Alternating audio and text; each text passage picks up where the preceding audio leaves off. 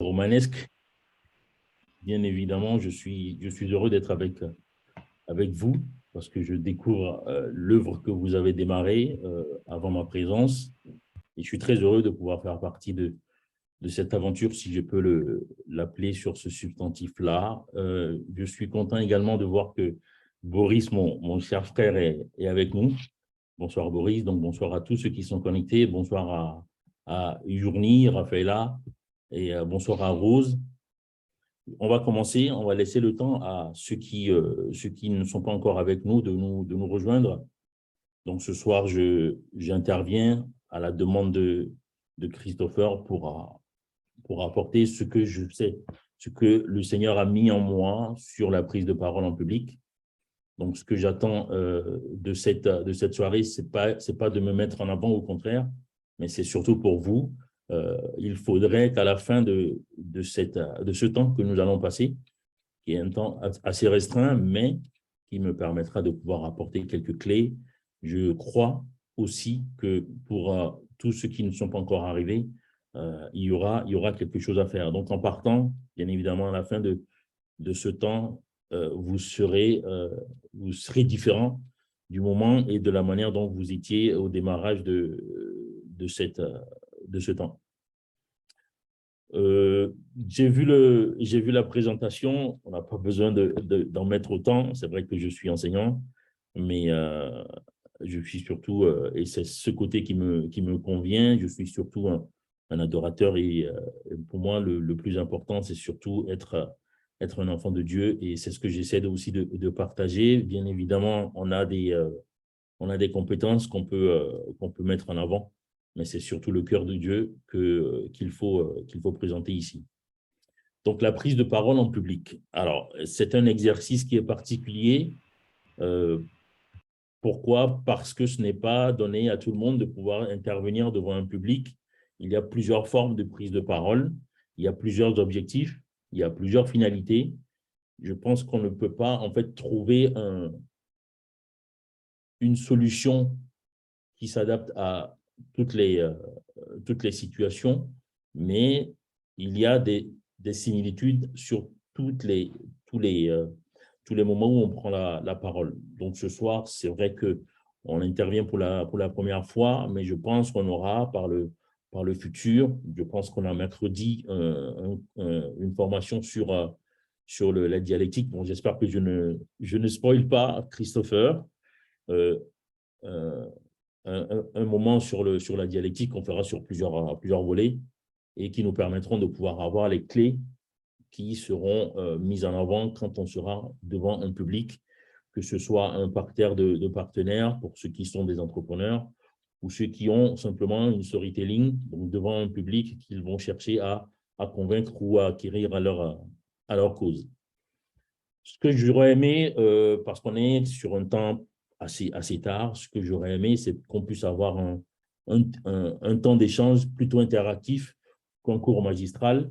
Mais dans tous les cas, je laisserai un support à Christopher, donc libre à lui derrière de le distribuer ou de le mettre dans le groupe pour ceux qui souhaiteraient avoir ces clés-là qu'on pourra mettre en avant dans les prises de parole. Christopher, est-ce que je peux commencer déjà? Est-ce qu'on attend encore un petit peu? Je pense qu'on peut commencer déjà. On peut commencer. Alors, pour ceux qui sont connectés, j'aimerais avoir un retour. Ce que vous entendez par prendre la parole en public, qu'est-ce que vous recherchez par cet exercice? Quelle est votre situation aujourd'hui pour que vous puissiez être amené à parfaire votre prise de parole en public? Est-ce que quelqu'un veut déjà, je vois, bon, bien évidemment, Boris, on va le laisser tranquille. Urni, Rose, Raphaëla, il y a Kevin qui est là, Suzy. Oui. Alors, Raphaëla, bonsoir Raphaëla. Bonsoir, Toto. Allô? Oui. Bonsoir. Nous sommes à ton écoute.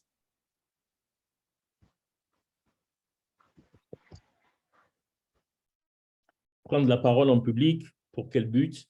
Prendre la parole en public, pour toucher quel public? dépend de l'endroit où on se trouve.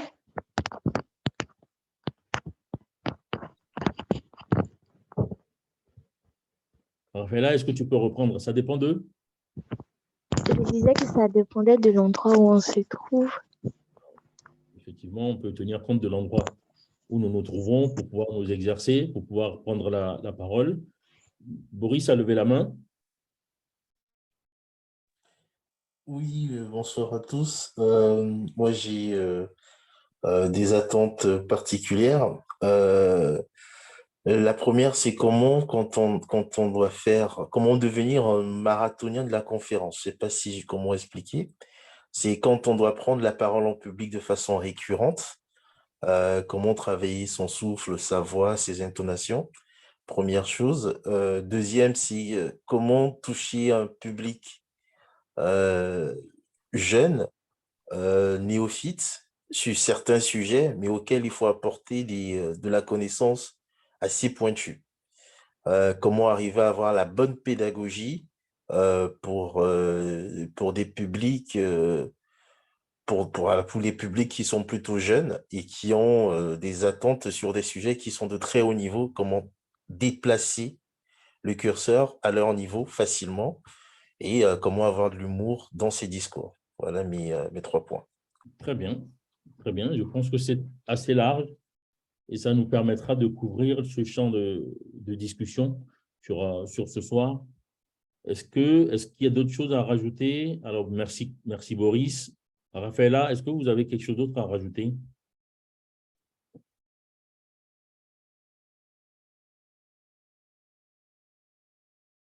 Bon, Raphaëlla n'est plus son micro coupé.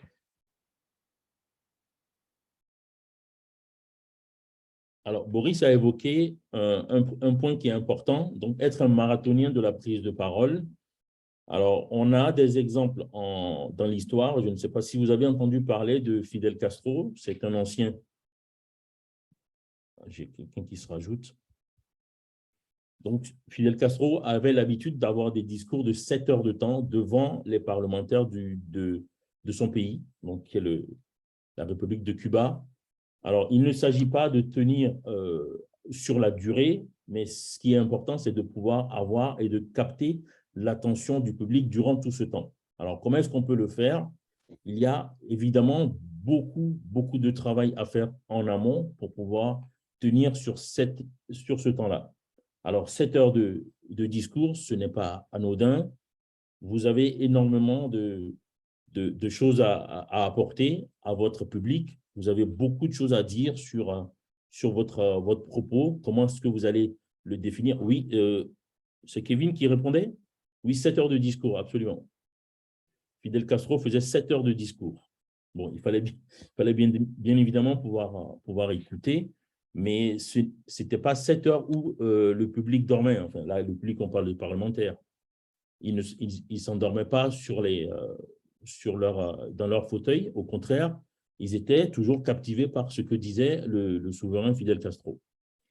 Donc, l'idée aujourd'hui, sur cet aspect, avant toute chose, c'est d'apporter une préparation méticuleuse aux propos que vous allez tenir devant votre parterre. Comment est-ce que je prépare mon propos? Comment est-ce que je prépare mon discours? Comment est-ce que je m'apprête à venir devant ce public pour pouvoir tenir aussi longtemps? Il faut comprendre certaines choses. Nous avons cette grâce-là, nous sommes enfants de Dieu. Et je voulais prendre un passage dans la Bible. Donc, c'est un passage qui est dans Exode au chapitre 4. Donc, on va pas lire tout le chapitre. On prend à partir du verset 10. Si vous permettez, je vais lire. Alors, je vais laisser Christopher lire. Est-ce que Christopher est avec nous? Oui, je cherche le passage, la Voilà. référence. Exode Exode 4, le verset 10. Voilà, 10 ou 10.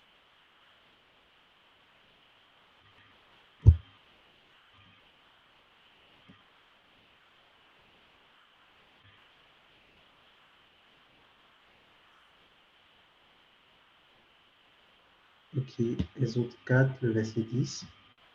Donc, je fais la lecture dans la version Louis II. Il est Louis II, écrit, absolument. Oui. Moïse dit à l'Éternel, ah Seigneur, je ne suis pas un homme qui ait la parole facile, et ce n'est ni d'hier ni d'avant-hier, ni même depuis que tu parles à ton serviteur, car j'ai la bouche et la langue embarrassées. Amen. Tu peux continuer, excuse-moi, jusqu'au verset 16. Oui, le verset 11. L'Éternel lui dit, qui a fait la bouche de l'homme, et qui rend muet ou sourd, voyant ou aveugle? N'est-ce pas moi, l'Éternel? Va donc, je serai avec ta bouche, et je t'enseignerai ce que tu auras à dire.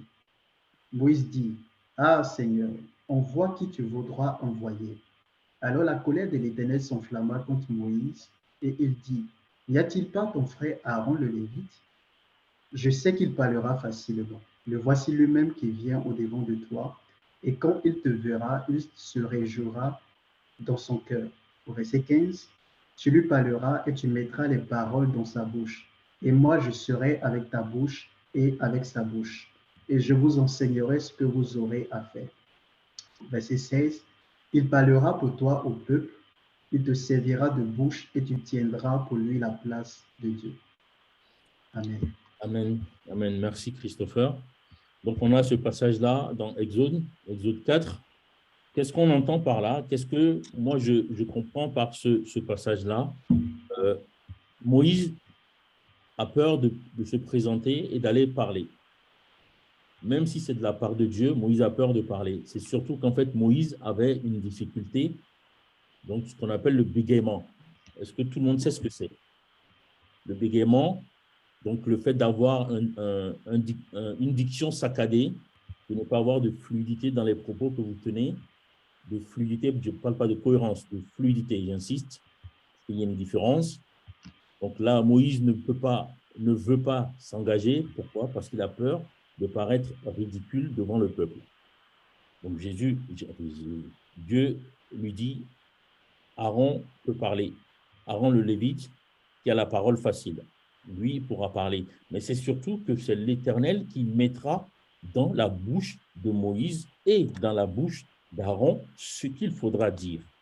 Donc, j'ai pris ce passage-là. Pourquoi? Parce que nous avons cette grâce d'être des enfants de Dieu. Donc, quand nous allons nous présenter devant un public, il faut savoir que nous ne sommes pas simplement présents physiquement parce que nous avons des compétences, mais surtout parce que nous avons au-dessus de nous cette main qui nous accompagne dans nos propos et dans ce que nous allons tenir comme propos devant un public.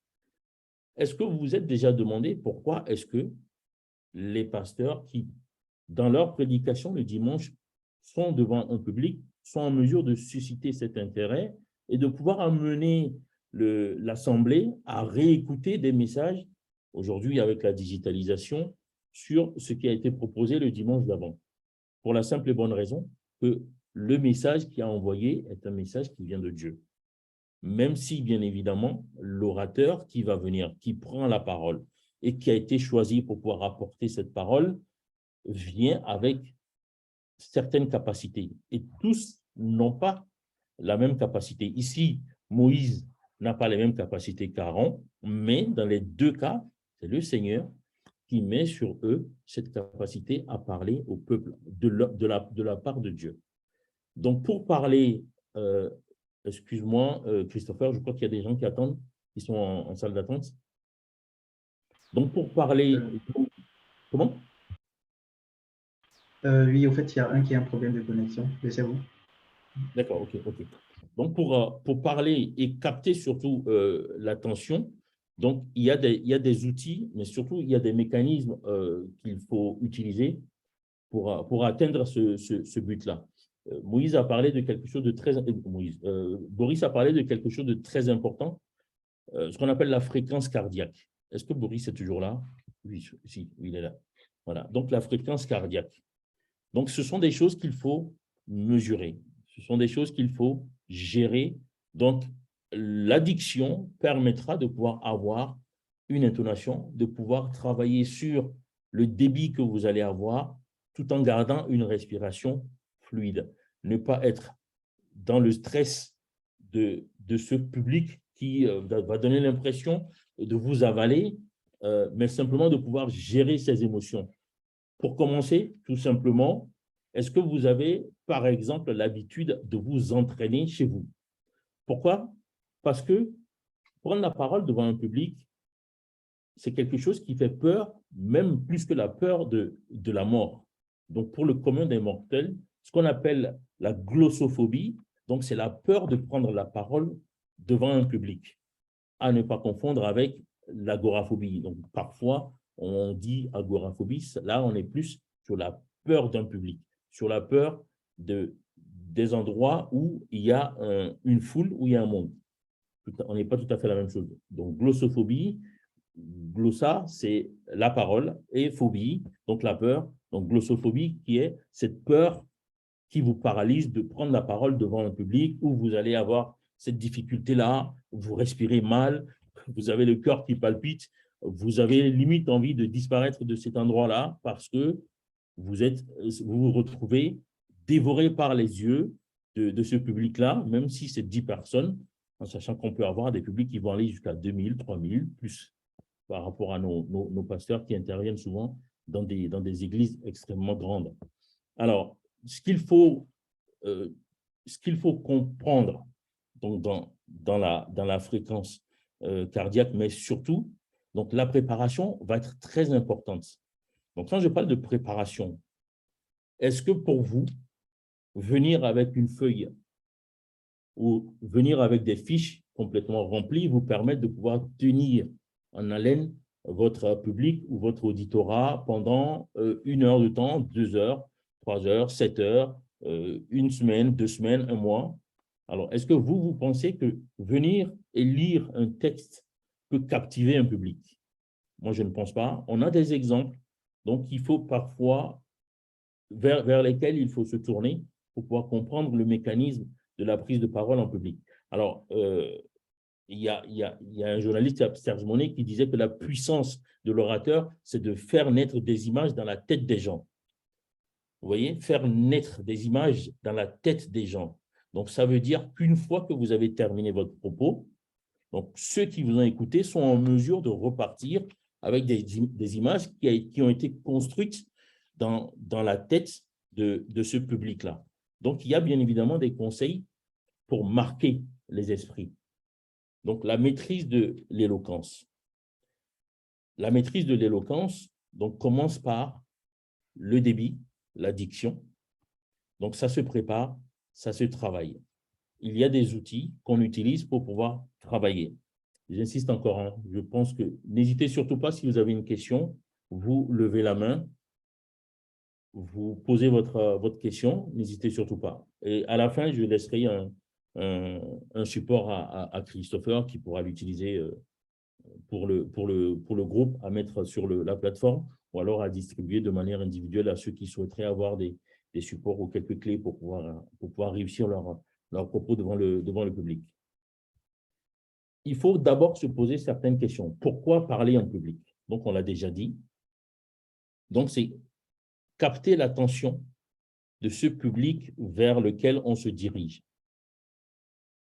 Donc, c'est très important. Pourquoi parler en public? Donc, c'est une problématique qui est posée. Vous posez la problématique qui va vous emmener à chercher des solutions et un résultat. Donc, il y a quelques similitudes avec la dialectique qu'on fera dans les prochaines interventions. Donc, comment préparer une présentation orale? Qu'est-ce que le public attend de vous? Et surtout, comment démarrer la prise de parole en public? Donc, la première chose qu'il faut noter, c'est bien évidemment le message. Comme disait Boris, vous n'allez pas vous adresser à un public jeune comme vous vous adressez à des parlementaires. Ou si vous devez vous adresser à un parterre de chefs d'entreprise, vous n'allez pas utiliser les mêmes canaux ou les mêmes codes de communication que celui que vous allez utiliser si vous êtes devant des amis à votre mariage ou à un anniversaire. Nous ne sommes pas sur les mêmes versants. Donc, ce qui est important ici, c'est d'adapter le contenu. Et pour adapter le contenu, bien évidemment, il faut utiliser la linguistique, il faut utiliser la terminologie qui correspond à ce public. Quand on parle de terminologie, un enseignant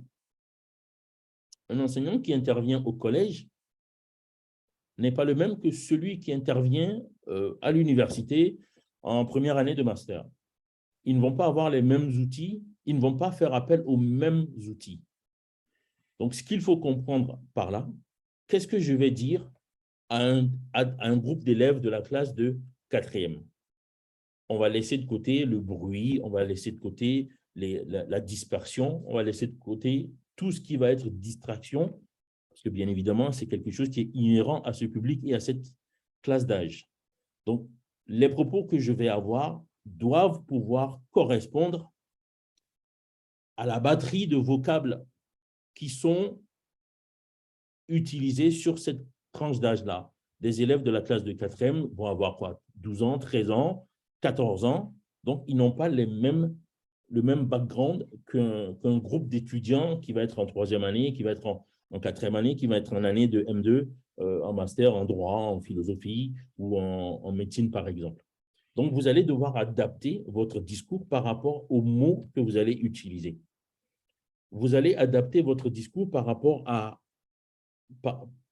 surtout également au code linguistique que vous allez avoir. Vous allez utiliser un discours différent pour des plus jeunes, beaucoup plus simple. Sujet, verbe, complément. Et vous allez rajouter à cette trilogie, donc en faisant bien évidemment appel à ce qu'on appelle la fréquence cardiaque, à avoir un discours posé, avoir un discours où vous allez automatiquement chercher à viser le public. Il faut faire attention quand vous vous présentez devant, généralement, les premiers mots, les premières postures vont définir la finalité que vous recherchez dans votre prise de parole. Donc, faire attention quand on arrive à ne pas être inhibé par le public. Parfois, ça peut arriver même pour des enfants qui ont 10 ans. Un adulte qui n'a pas préparé son propos va se présenter devant des enfants de 10 ans et va être en difficulté, va avoir un regard fuyant, va commencer à regarder ses chaussures. Donc, il faut faire très attention. Les premiers instants, il faut d'abord chercher à faire ce qu'on appelle briser la glace. Donc, comment est-ce que j'interviens? Comment est-ce que je rentre? Comment est-ce que je démarre? Est-ce que j'arrive les bras croisés? Quelle posture est-ce que j'adopte? Quelle tenue est-ce que je vais avoir? La tenue vestimentaire, je parle. Et surtout, comment sera ma posture? Est-ce que je viens les mains dans les poches? Je viens les bras croisés vers l'avant, les bras croisés vers l'arrière. Donc, en fait, tous ces éléments-là, vous allez devoir les choisir et les adapter au public que vous avez devant vous. Alors, maintenant, je vais poser la question donc à tous ceux qui sont connectés. J'ai un groupe d'élèves de 3e, donc qui viennent au lycée, ils viennent pour la journée d'orientation, donc ils viennent voir le public et vous devez prendre la parole et leur expliquer le mode de fonctionnement au lycée, en sachant qu'il y a une différence, par exemple, au niveau du règlement intérieur où au collège, on ne peut pas sortir comme on veut avant 16 heures, alors qu'au lycée, on peut partir quand on n'a pas cours. S'il y a une heure creuse et qu'il y a un professeur qui est absent, on peut sortir de l'établissement, revenir, par exemple. Donc, je vais devoir l'expliquer à ces élèves-là qui viennent de 3e. Vous voyez? Donc, premier cas de figure. Et le deuxième cas de figure, je suis devant des étudiants en 4e année qui ne veulent pas reprendre les cours pour la simple et bonne raison qu'aujourd'hui, le choc pétrolier, aujourd'hui, les difficultés au niveau énergétique font qu'on ne peut pas chauffer la salle. Donc, ils ne veulent pas faire cours. On vous demande de venir leur parler. Est-ce qu'on adopte la même posture? Est-ce que quelqu'un veut essayer à peu près de prendre la parole? Moi, je suis curieux, mais on peut travailler, on peut s'exercer. Kevin?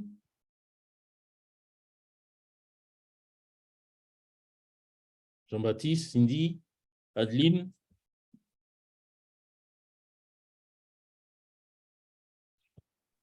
Est-ce que quelqu'un veut s'essayer? Je comprends bien. Vous dites que j'arrive quelque part, par exemple, là où les étudiants n'ont pas envie de faire cours. Comment je prends la parole? Oui, c'est ça. Ah, Alors, les étudiants, non, mais j'ai donné deux cas de figure bien précis. Les étudiants ne veulent pas faire cours pour une bonne raison. En fait, l'amphi n'est pas chauffé. Donc, ils ne veulent pas faire cours. Vous me suivez jusque-là, Kevin? oui, je vous suis. Voilà. Donc, vous avez un autre cas de figure. Donc, ce sont des élèves de troisième qui viennent au lycée. Vous devez leur présenter le lycée. On est sur deux tranches d'âge différentes là, hein. On est sur deux tranches d'âge différentes. On est dans une situation où on doit faire une présentation et une autre situation où on doit désamorcer une crise. Alors voilà, je vais d'abord au niveau des élèves de la troisième. Oui. Je me présente. Mhm. Très bien. Euh, euh, je sais pas trop. J'ai été pris au dépourvu. Euh, bon, que faire, que faire? Est-ce que vous serez plus à l'aise au niveau des étudiants? Ah, je pense que je serai plus à l'aise au niveau des enfants de troisième. Plutôt aux élèves de troisième. Qu'est-ce qui fait cette différence? Qu'est-ce qui, à votre avis, vous permet d'être plus à l'aise devant les élèves de troisième? Est-ce que c'est parce qu'on est dans une situation conflictuelle et dans l'autre situation, on est plutôt sur une présentation, on est sur un échange qui permet de connaître l'environnement dans lequel va arriver les élèves qui viennent de la troisième? Pour moi, je me dis, bon, dans ce cas, je me sens plus à l'aise parce que, comme vous l'avez dit, il s'agit juste d'une présentation, présenter l'école.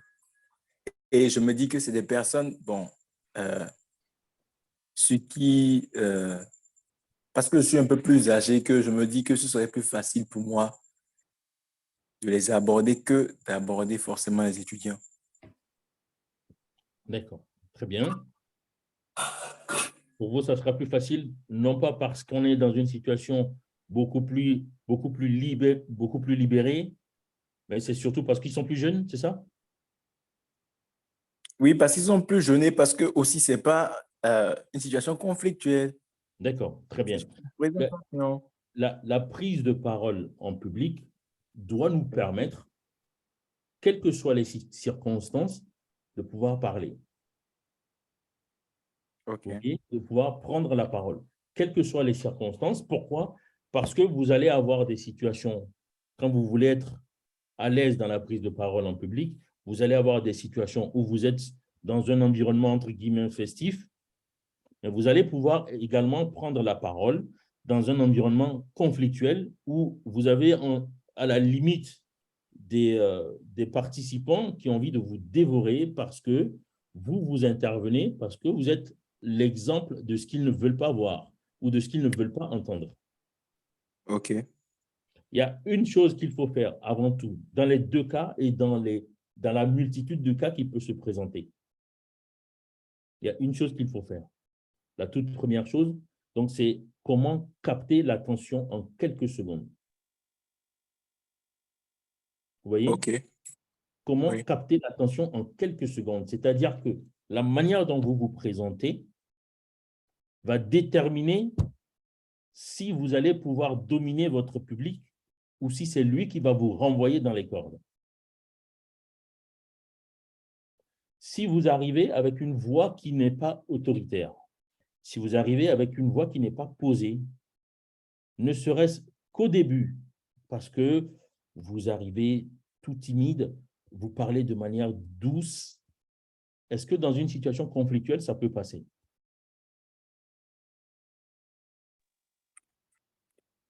Je pense que non, ça ne pourra pas passer comme ça. Ça ne passera pas. Vous êtes devant un groupe de représentants syndicaux. euh, ils sont en grève depuis 3 semaines, donc ils demandent une révalorisation salariale et vous allez les recevoir. Donc, ce qui est certain, ils ne vont pas venir se courber devant vous. Donc, vous savez que là, ça risque d'être assez compliqué. Donc, les prises de bec risquent de pleuvoir et surtout, c'est que vous aurez beaucoup de mal à placer un mot. Donc, si vous arrivez dès le départ et que vous n'avez pas cette domination sur le groupe, alors on verra tout de suite avec quelle clé est-ce qu'on peut dominer ce groupe-là. Donc, si dès le départ, vous n'arrivez pas à dominer le groupe, bah, c'est le groupe qui va vous dominer. Vous voyez? Oui, je suis d'accord. Et ça me rappelle aussi un verset que j'ai lu récemment dans la Bible où, bon, pas récemment, mais j'ai lu un verset comme ça où le Seigneur disait à Ézéchiel que si tu trembles devant eux, je t'envoie donner un message. Si tu trembles devant eux, je te ferai encore plus trembler. Là, c'est le Seigneur lui qui disait à Ézéchiel que s'il va trembler devant eux avec le visage comme ça, il le fera encore plus trembler devant eux. Donc, vous avez raison. Amen, amen. On a beaucoup d'exemples dans la Bible pour nous édifier sur ces situations. David devant Goliath, on a beaucoup de situations qui nous emmènent à comprendre que maîtriser la prise de parole en public, maîtriser l'art oratoire, avoir la rhétorique, maîtriser ces canaux de communication sont des choses qui ne se font pas de manière anodine. Il faut comprendre que ça se prépare. Je l'avais dit dès le départ, mais surtout, il faut avoir également ce retour sur soi qui vous permet de comprendre que pour nous, le Seigneur nous envoie quelque part pour une mission. Donc, j'avais pris l'exemple de nos pasteurs. Je vais faire une aparté. Quand vous avez, moi je suis à ICC, on a un pasteur qui est à Bruxelles, pasteur Christian Saboukoulou. Donc, dans ses prédications, qui est beaucoup porté sur les sciences. Et c'est un des rares dans le panel de pasteurs ICC à avoir ce versant scientifique. Bien évidemment, le pasteur principal est aussi porté sur les sciences, mais il a un balayage beaucoup plus général. Mais le pasteur Christian est très souvent dans un raisonnement scientifique, même bien évidemment s'il part toujours de la parole, de la Bible. Donc ça, vous allez comprendre automatiquement que ça vous renvoie à ce qu'il a en lui comme formation ou surtout ce qu'il a en lui comme temps de préparation. Ça veut dire qu'il vient de quelque part. Donc, il a cette habitude-là à avoir un raisonnement scientifique et ça va se ressentir dans les prédications qu'il va apporter au peuple de Dieu. Donc, quand vous allez arriver devant des étudiants, bien évidemment, qui sont en colère, vous allez mettre en avant la puissance de ce que Dieu vous a donné pour nous qui sommes chrétiens. Mais au-delà, vous allez utiliser surtout des outils qui vous permettront d'être à l'aise devant ce public. Donc, prise de parole. Donc, les premiers instants, tout de suite, il faut marquer son territoire.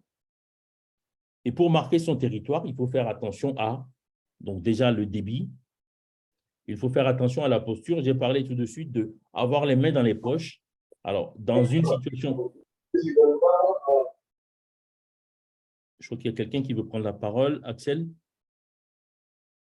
Axel?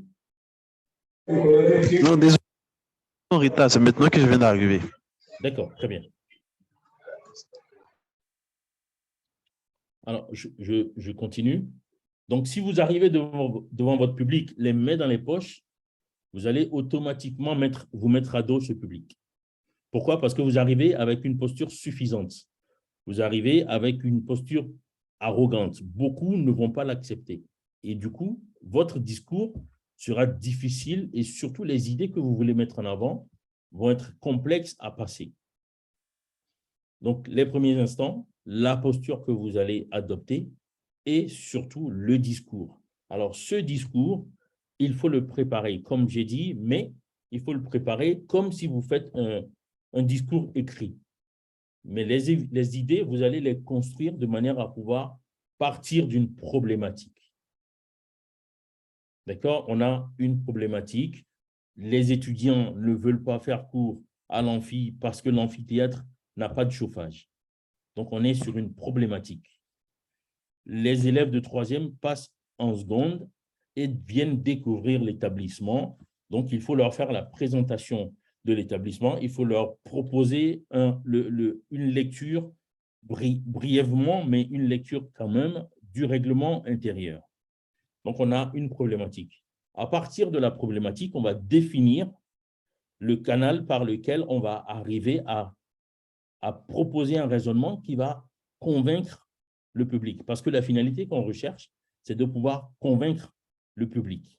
Donc, une fois que vous avez passé cette première étape, donc la posture, ne pas arriver les mains dans les poches, les bras croisés dans le dos, comme si vous étiez un prisonnier en transfert, et que vous arrivez avec un équilibre. Donc, l'équilibre entre votre regard, la posture que vous avez et les premiers mots que vous allez sortir, que vous allez proposer, donc vous permettront de pouvoir apprivoiser le public. Maintenant, une fois qu'on a passé cette étape, quelle est l'étape suivante? Donc, si je prends l'exemple des étudiants qui sont en courroux par rapport au chauffage, est-ce que quelqu'un veut intervenir?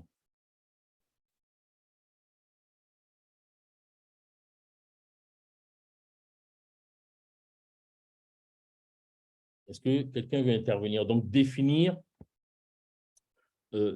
l'objectif principal pour lequel vous prenez la parole. Donc, vous avez la problématique.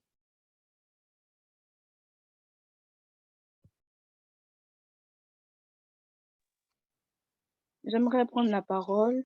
Oui, Cindy, bonjour. Bonjour. La problématique, c'est de résoudre le problème ou disons d'expliquer aux étudiants les raisons pour lesquelles le chauffage n'y est pas. J'espère que c'est ça. Oui. Voilà.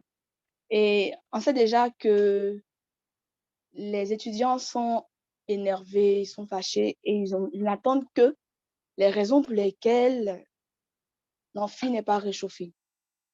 Je pense que je vais aller sur la base de la douceur, c'est-à-dire je vais aller sur la base de la tranquillité. Au lieu de venir et de demander encore, mais pourquoi, bon, de poser d'autres problèmes, je vais plutôt venir présenter une sorte de solution avec une douceur, c'est-à-dire demander, leur présenter comme quoi les problèmes qui sont liés au non-réchauffage ou bien au non-réchauffement de l'amphi. C'est-à-dire donner un peu les raisons pour lesquelles l'amphi n'est pas réchauffé, soit il y a un manque de pétrole, soit il y a un problème de temps, mais toujours dans la douceur, de sorte à ce que les cœurs qui sont échauffés, qui sont énervés, puissent s'apaiser. Voilà. Parce que en référence avec la parole de Dieu, c'est les paroles douces qui apaisent les cœurs. C'est vrai que je suis dans cette circonstance l'éducateur ou l'encadreur, mais ils sont dans les droits de savoir les raisons pour lesquelles le chauffage de l'amphi n'a pas été fait ou bien pourquoi est-ce que le chauffage de l'amphi n'est pas fait. Donc, je vais aller sur la base de la douceur. Donc, c'est un peu ce que je voulais dire. D'accord, très bien. Donc, Cindy choisit plutôt la voie de la douceur pour permettre d'apaiser. Ah, il y a Jean-Baptiste qui lève la main. Bonjour Jean-Baptiste. Oui, bonjour, doyen. Alors, quelle posture est-ce que vous allez adopter quand vous êtes devant un public qui vous renvoie le mécontentement qu'il a par rapport à la salle qui n'est pas chauffée?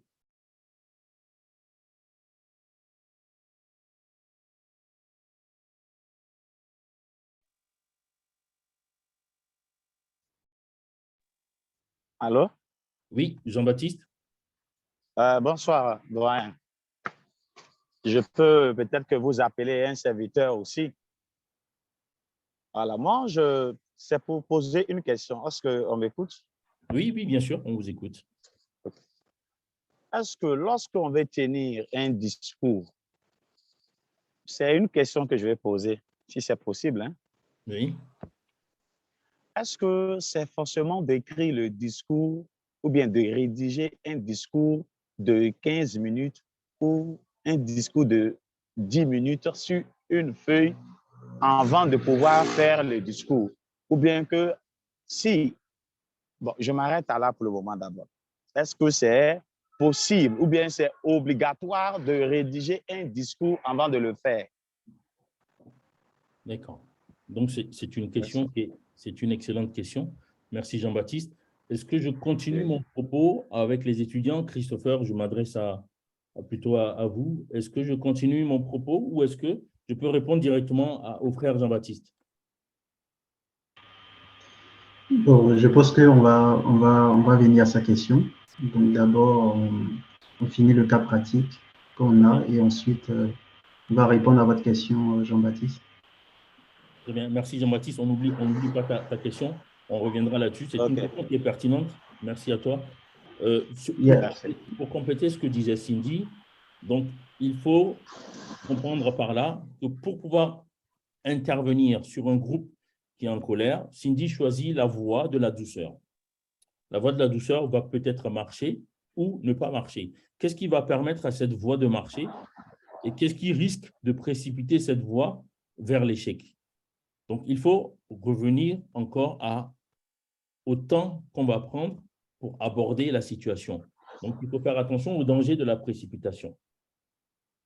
Il faut faire très attention à ne pas se jeter dans une situation où on se précipite sans connaître les tenants, sans connaître les aboutissants pour pouvoir répondre à la question, à la problématique qui est posée.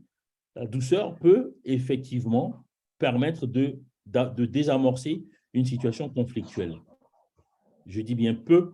Il y a des situations où ce n'est pas possible que la douceur puisse suffire. En revanche, comme dit Cindy, on peut ajouter des ingrédients dans le propos qu'on a qui permettront de pouvoir amener cette douceur-là et de pouvoir apaiser ce public qui est en chauffage personnel, puisque la salle n'est pas chauffée, donc pour pouvoir amener le calme. Mais la douceur, ça va surtout être au niveau des mots qu'on va utiliser, mais surtout également au niveau de l'émotion qu'on va renvoyer. Donc, pourquoi est-ce que la douceur va marcher? Parce qu'on renvoie une posture de la personne qui comprend la situation. Je ne sais pas si vous suivez. Donc, si vous arrivez et que le public comprend dans votre démarche, que vous arrivez à vous mettre à sa place, que vous arrivez à prendre la mesure de la situation qui est une situation qui est désagréable, à ce moment-là, vous pouvez capter l'attention de ce public.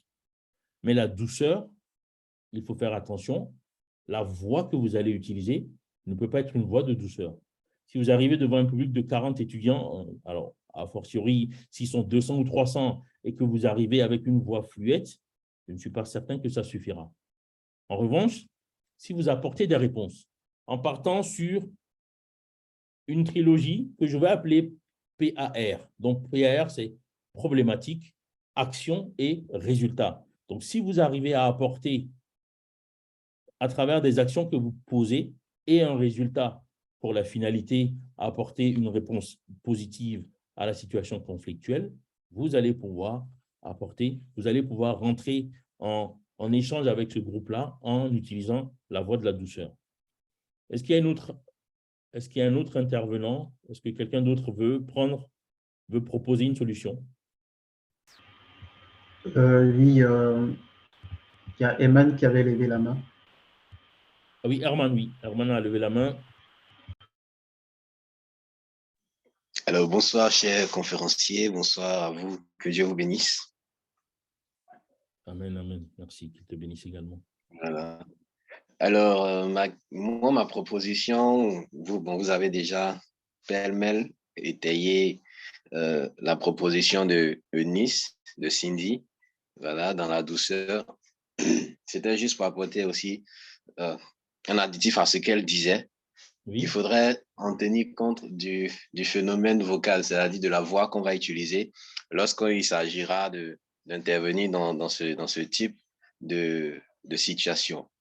Alors, si on vient avec, c'est vrai, on vient dans la douceur, mais si la voix n'est pas une voix de quelqu'un qui prend des responsabilités dans cette douceur, il faudrait qu'on puisse sentir ça.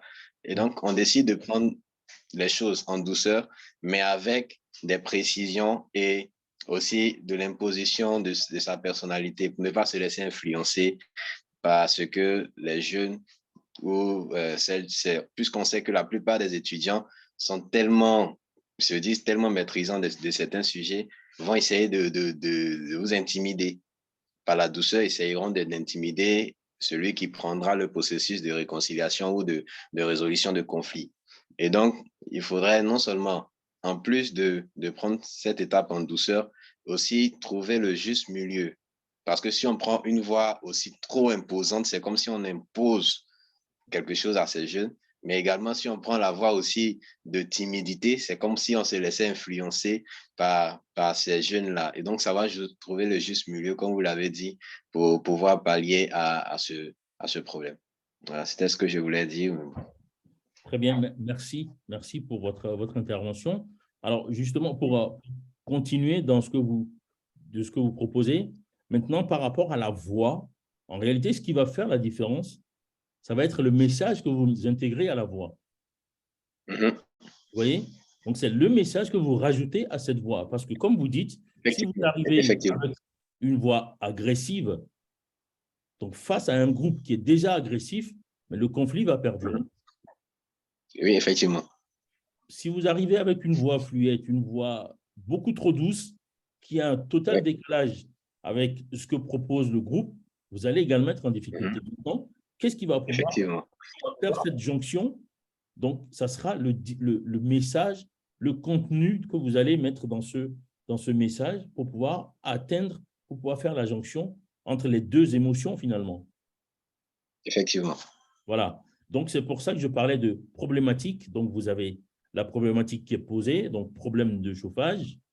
Donc, vous avez ensuite les actions que vous allez mener et le résultat. D'abord, si je peux vous interrompre, la première action que moi je proposerais, c'était d'abord de notamment prendre les informations du public, c'est-à-dire repérer la texture de l'énervement au niveau des étudiants, repérer également les actions, parce qu'il peut arriver que, c'est vrai, il y a manque de chauffage, mais l'administration, en quelque sorte, se fout même du problème des étudiants. Et donc, il faut réellement savoir, est-ce que comment on appelle ça, l'administration, à la base, a déjà essayé de résoudre certains problèmes que les jeunes ou les étudiants avaient déjà présentés. Et si c'est déjà fait, on peut dire qu'on est en face d'une administration très crédible et donc des jeunes qui seront aussi, on peut dire, influençables en tenant compte de ce que l'administration avait déjà fait. Et donc, du coup, ça sera une première action qui va certainement nous aider à pouvoir calmer un tant soit peu ces jeunes étudiants qui sont énervés. Voilà, première action. Hein.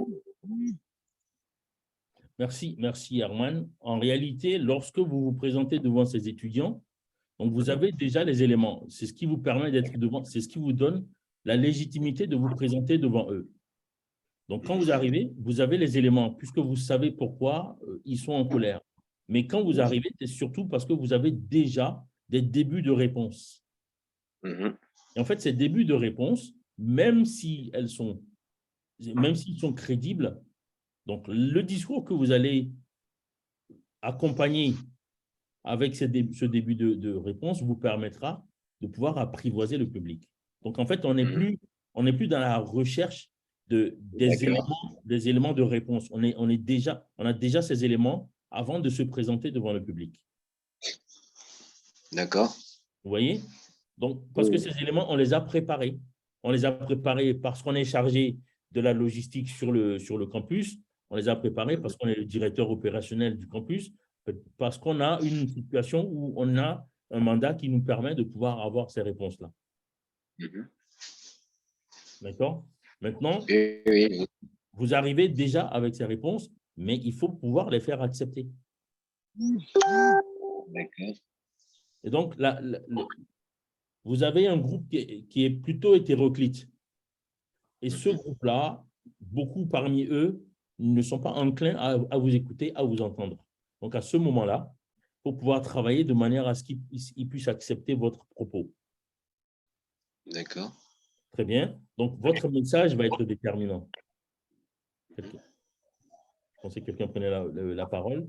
Donc, ici, la manière dont l'orateur va ajuster son propos permettra de pouvoir commencer à désamorcer la situation de crise, la situation conflictuelle. OK? Je vois.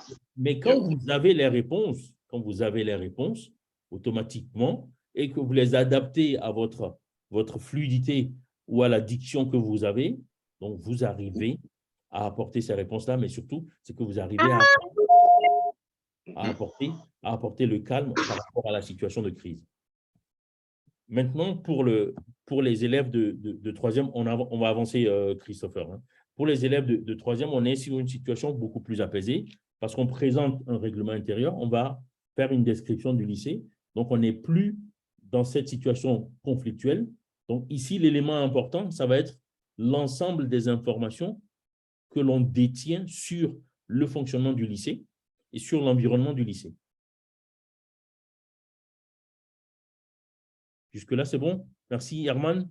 Donc, pour continuer sur la réponse que j'apportais par rapport à la question de Boris, donc il est important d'adapter son discours par rapport au public. Et pour adapter le discours du public, donc il faut comprendre donc déjà les mots, la terminologie, l'ensemble, le vocabulaire qui correspond à ce public-là pour pouvoir apporter les réponses. Donc, il faut parler avec justesse, parler avec conviction, donc parler avec assurance, parler également avec son corps. Alors ici, c'est vrai qu'on est dans un schéma différent parce qu'on est sur une visio, donc on n'est pas devant un public où la posture du présentateur ou de l'orateur peut influer sur l'attention du public, mais il faut faire attention à ce que j'avais dit il y a quelques instants, donc ne pas arriver les mains dans les poches, ne pas arriver les bras croisés, mais avoir cette dissociation segmentaire où on ne va pas non plus gesticuler comme si on était sur une scène de théâtre, mais on va avoir un ton posé, mais un ton juste, un ton qui a de la conviction, un ton qui a de l'assurance.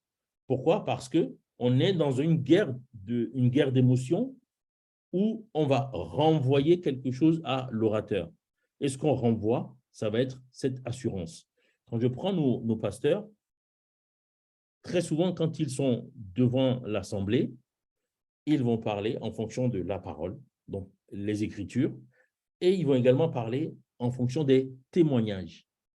Et donc ça va donner une assurance aux propos qu'ils vont tenir devant l'Assemblée.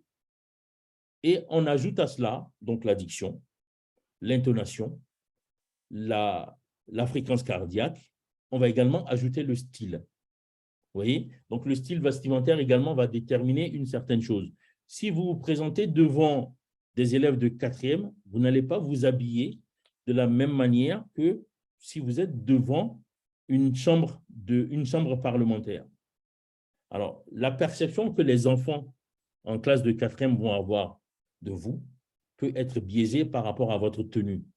Alors, bien évidemment, vous n'allez pas venir habillé comme un rappeur pour simplement avoir l'aval de ce public des élèves de quatrième, mais vous allez pouvoir adapter, même si vous êtes en costume cravate, donc vous allez adapter votre verbe, vous allez adapter votre discours en y rajoutant donc, les éléments qui vont apporter cette assurance, les éléments qui vont apporter cette conviction. Moi, je prends un exemple, j'intervenais sur un problème de harcèlement sur des enfants, donc des enfants de ce qu'on appelle le cours primaire.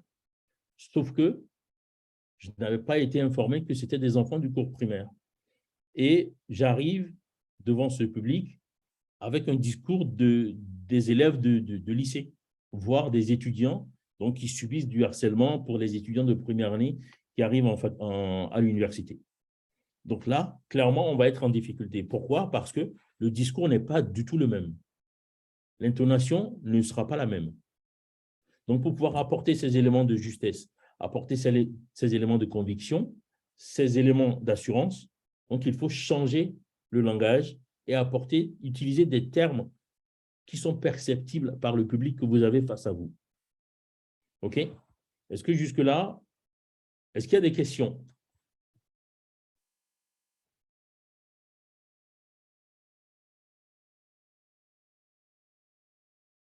Est-ce qu'il y a des questions?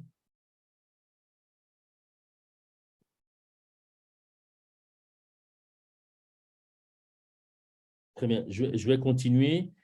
il y a ce qu'on appelle les casse-langues. Pour pouvoir s'exercer, donc je vais en même temps mettre certains éléments d'exercice au fur et à mesure qu'on avance. Je pense que le temps imparti est bientôt épuisé. On va essayer d'aller vite. Comme j'ai dit, je laisse le support à Christopher qui pourra l'utiliser dans le groupe à bon escient. Donc, ce qu'on appelle les virelangues, ce sont ces phrases qui nous permettent de travailler la diction. Est-ce que quelqu'un sait de quoi il s'agit? Est-ce que quelqu'un a une idée de ce qu'on appelle les virelangues?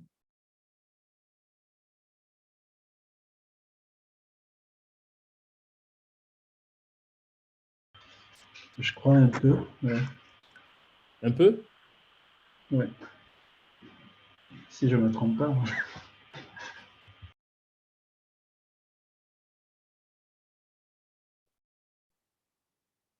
D'accord. J'ai mis un exemple dans le chat.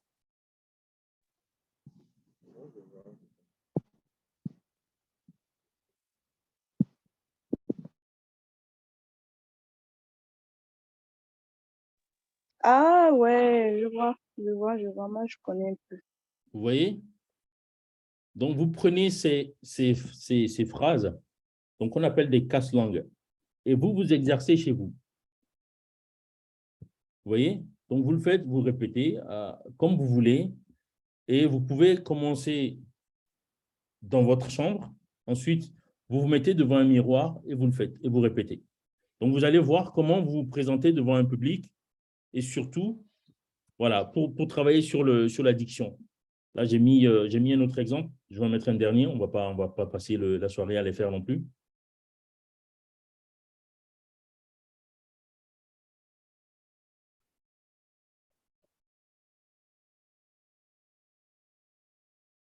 Donc, vous les répétez plusieurs fois, donc au fur et à mesure, bien évidemment en faisant attention à la fréquence cardiaque, en faisant attention au débit, ne pas aller trop vite, vous voyez, et vous vous exercez devant votre miroir. Est-ce que quelqu'un veut essayer la dernière? Est-ce que quelqu'un parmi vous veut essayer la dernière? C'est Basque. Se passe, ce casque et ce masque jusqu'à ce que ce masque et ce casque se casse. Très bien. Très bien, Kevin. Je peux bien essayer aussi. Oui, allez-y. C'est basque, se passe, se casque et se masque jusqu'à ce que ce masque et ce casque se casse. Très bien, parce que là vous êtes allé un peu plus vite que Kevin, et vous n'avez pas marqué trop de temps d'arrêt. C'est très bien. Je pense que là, vous avez déjà cette faculté-là à pouvoir tenir un discours devant un public, donc au niveau déjà de la diction. Donc ça, c'est très important. Quelqu'un veut essayer le premier, le respectable spectre?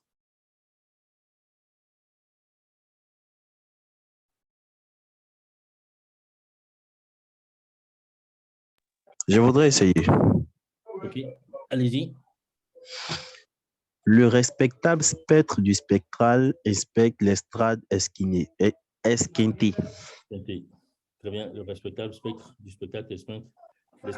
L'estrade esquintée. Très bien, très bien. Donc, vous avez ces virelangues que vous pouvez utiliser chez vous. Donc, quand vous êtes, par exemple, en préparation d'un discours, et vous les utilisez pour pouvoir commencer, entre guillemets, un peu comme un sportif de haut niveau, donc à vous échauffer. Donc, vous le faites devant un miroir. Ça vous permettra de partir sur une vitesse de débit, un débit beaucoup plus faible et aller plus vite si vous voulez. Une fois que vous avez maîtrisé les virelangues, vous pouvez passer à un texte beaucoup plus grand. OK? J'avais parlé de la préparation. En fait, le révélateur d'un manque de préparation, c'est ce qu'on appelle les scories. Est-ce que vous voyez ce que c'est?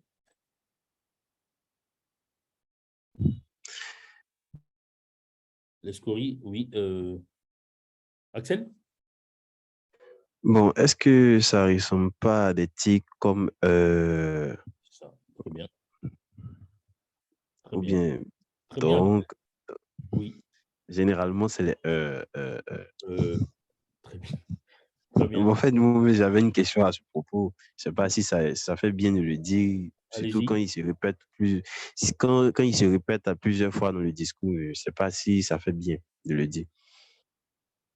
Alors, c'est vraiment le révélateur d'un manque de préparation.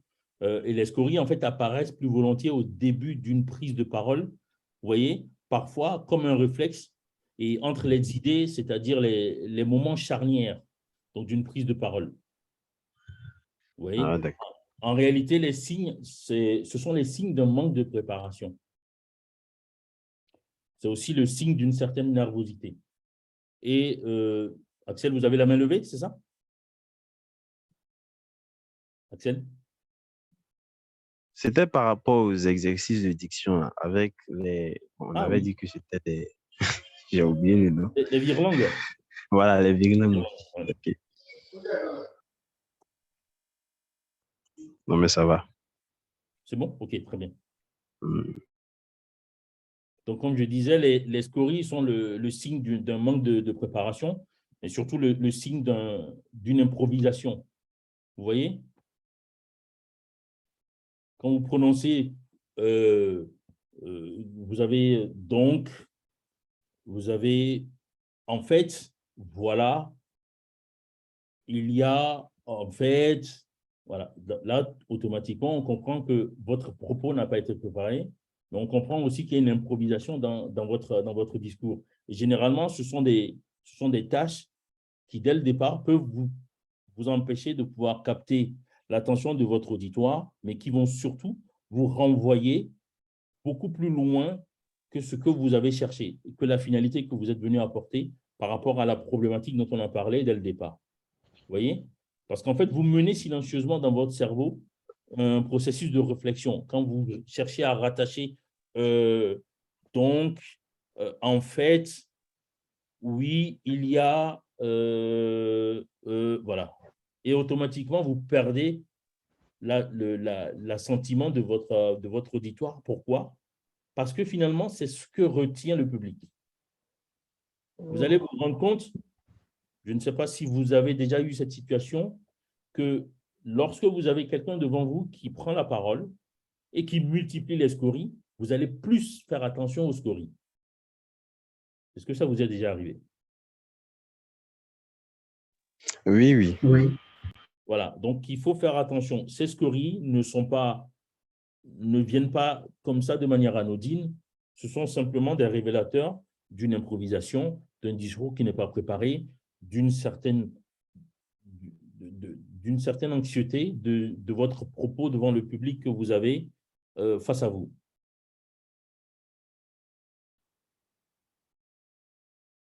Axel?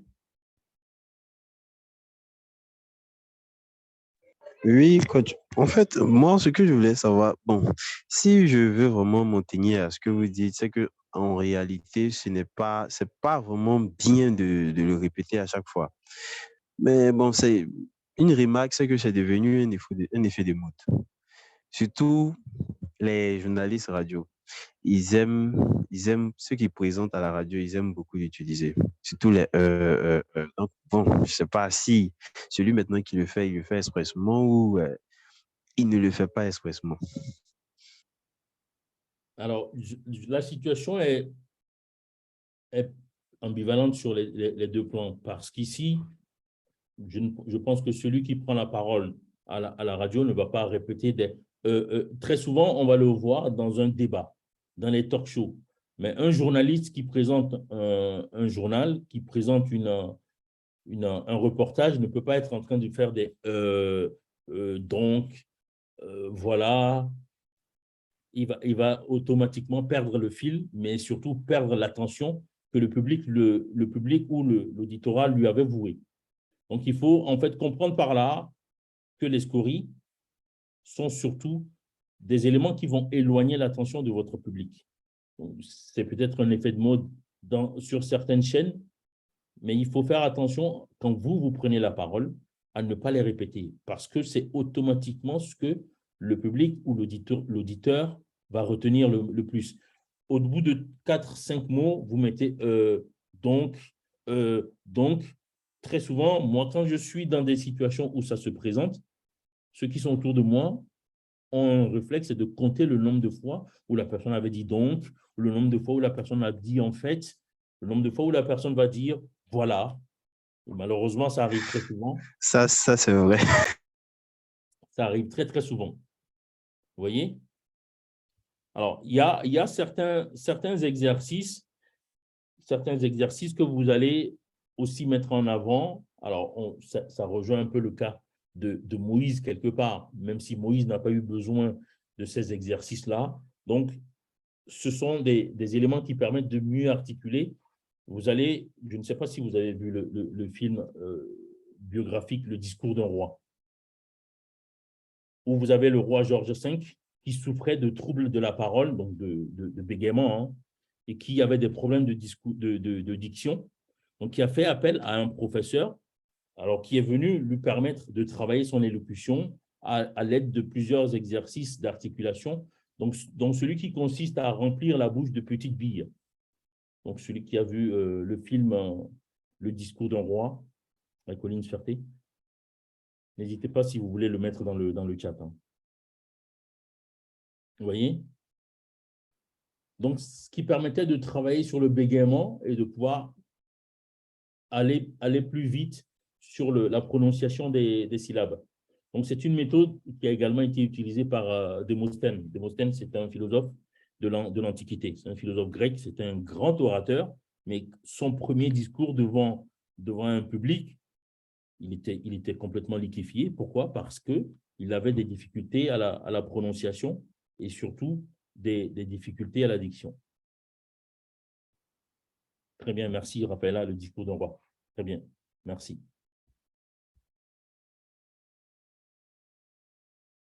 OK, j'avais une question que j'allais vous poser. Je ne sais pas si vous avez fait cette remarque. Donc, le chiffre 3. Vous voyez bien le chiffre 3. Donc, c'est un chiffre, entre guillemets, magique de la prise de parole en public. Pourquoi? Parce que tous les orateurs qui montent sur scène présentent toujours 3 idées fortes. Donc, vous avez ces situations qui sont présentées avec Ingrid Betancourt, je ne sais pas si ça vous dit quelque chose, avec Steve Jobs dans son discours à Stanford en 2015. Donc, sur le triptyque qu'il proposait, vous avez ce symbole également qui est un symbole culturel pour beaucoup de cultures et beaucoup de sociétés, avec le chiffre 3 qui est très présent dans toutes les cultures, hein, dans les cultures populaires, dans les cultures politiques, dans les cultures religieuses. Donc, c'est un chiffre qui incarne la plénitude, si je peux l'exprimer de cette manière-là. Vous avez chez nous, les chrétiens, la Trinité, le Père, le Fils, le Saint-Esprit.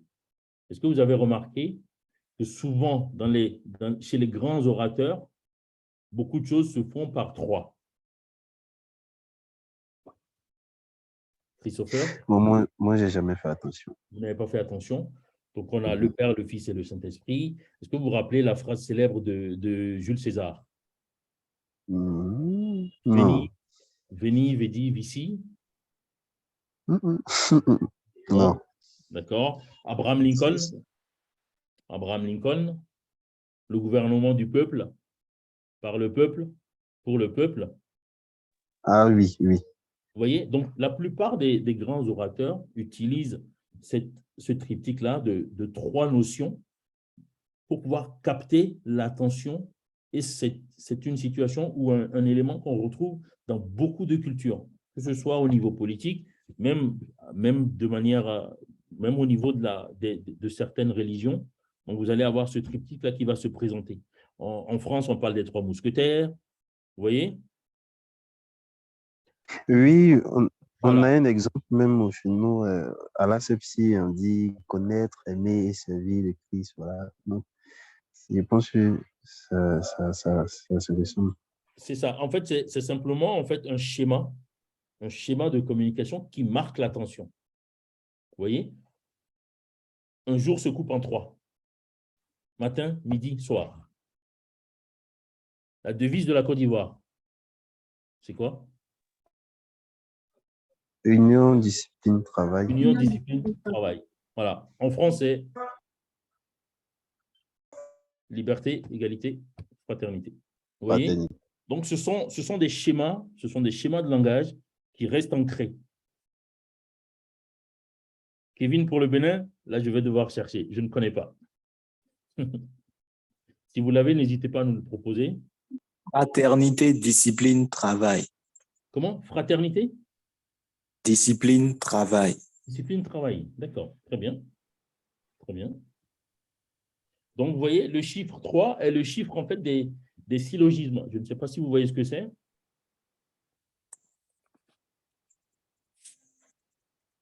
Donc, on part des prémices.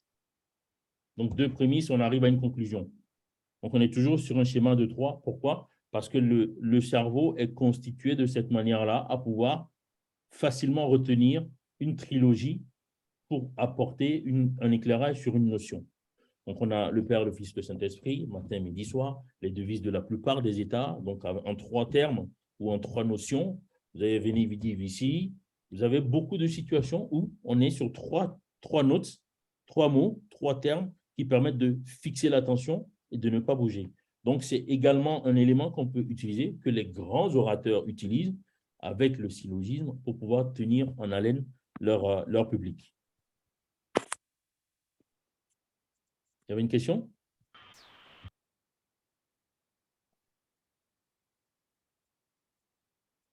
Est-ce que Boris est avec nous? Boris, sur la dernière question que tu posais? Boris?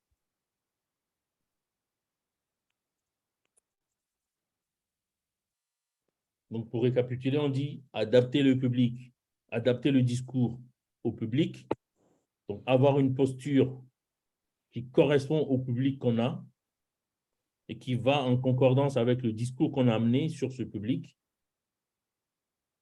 Vous voyez? Et surtout, ne pas oublier qu'on part d'une problématique et qu'on amène une solution. On amène une réponse à la problématique qu'on a énoncée dès le départ.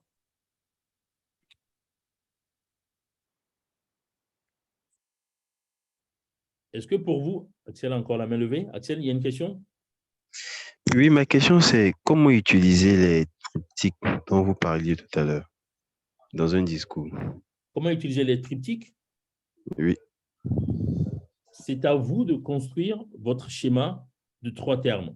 Pourquoi? Parce que le cerveau est formé à pouvoir tenir ou à pouvoir surtout ne pas oublier ce que vous allez apporter comme triptyque. Donc, c'est à vous de construire votre discours en partant sur ce schéma de 3. Parce que le schéma de 3, culturellement, c'est quelque chose qui nous suit depuis les temps. Vous voyez, donc c'est à vous de chercher ces termes-là qui vont permettre à votre auditoire de pouvoir tenir et de pouvoir ne pas oublier ce que vous avez apporté comme réponse à la problématique posée. OK? D'accord. Voilà, Herman parle de introduction, développement, conclusion. On verra sur la semaine prochaine, quand on sera sur la dialectique, qu'on est également sur un élément de 3. Thèse, antithèse, synthèse. Enfin, voilà, je ne vais pas aller trop vite. On le verra sur la semaine prochaine. OK? D'accord. OK. Est-ce qu'il y a d'autres questions? J'attendais Boris.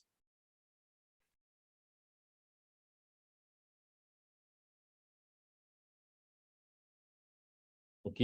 On peut passer à autre chose. On peut passer à la question. C'était Christopher? Non, j'avais pas de question, mais je vais profiter parce que là, il y a une question qui me vient.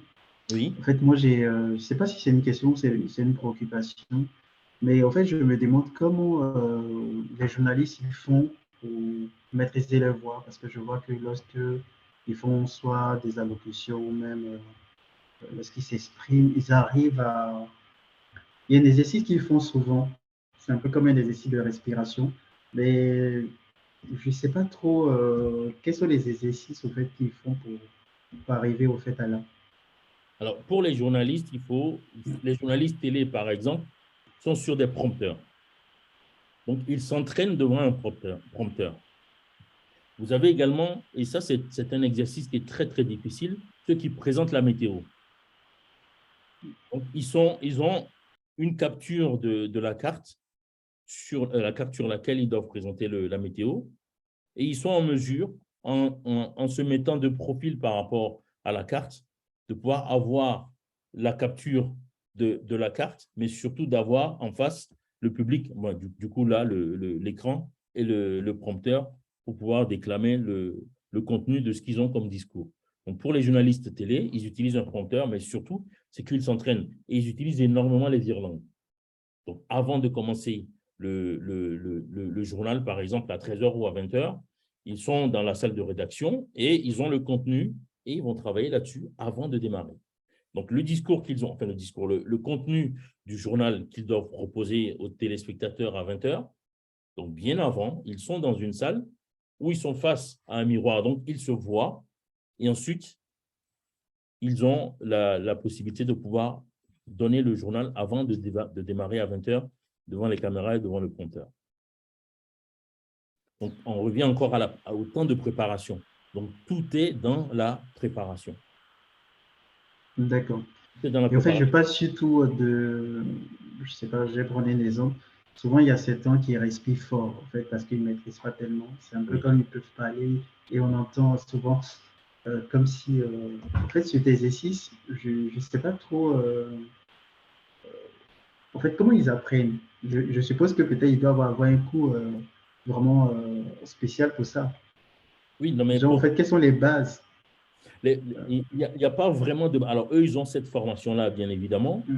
Donc, c'est comment gérer le souffle donc dans l'addiction et comment gérer le souffle une fois, parce qu'en fait, vous avez le journal, mais il faut aussi comprendre qu'il faut maîtriser la caméra qui est présentée, qui est braquée sur vous. Donc, ça, c'est aussi un facteur qui est difficile à gérer. Donc, vous avez ce travail que vous faites en amont où vous allez vous mettre devant un miroir. Vous avez le contenu. Ça, c'est déterminant. Si vous n'avez pas le contenu, vous ne pouvez pas tenir un journal. C'est impossible de venir tenir un journal si vous n'avez pas le contenu. C'est-à-dire que vous n'avez pas préparé en amont le discours qui va avec le journal. Et surtout, c'est que vous ne vous êtes pas apprivoisé des images et surtout des informations que vous allez donner. Le journaliste ne découvre pas à 20h en même temps que les téléspectateurs. Non, non, il le prépare en amont, donc avec l'équipe de rédaction, avec le comité de rédaction. Vous voyez? Et donc, une fois qu'il a le texte, il se met dans la salle où il le prépare avec le prompteur, avec le miroir, où il le récite, où il va avoir ces éléments de langage, donc il prépare en amont, avec lesquels il va s'entraîner pour venir ensuite les donner à 20h devant les téléspectateurs. Donc, tout est dans la préparation. Mais après, sur prendre le souffle, inspirer, expirer, donc ça, c'est un exercice qu'ils font. Mais attention, c'est la même chose que fera un politique. Avant un discours, j'allais prendre l'exemple du discours d'entre deux tours, donc Marine Le Pen et Emmanuel Macron, donc le chef de l'État. Donc, avant ça, ils sont dans une salle, il y a toute la partie maquillage, mais surtout, ils ont cet exercice-là qu'ils vont faire avec leur comité leur équipe de communication. D'accord.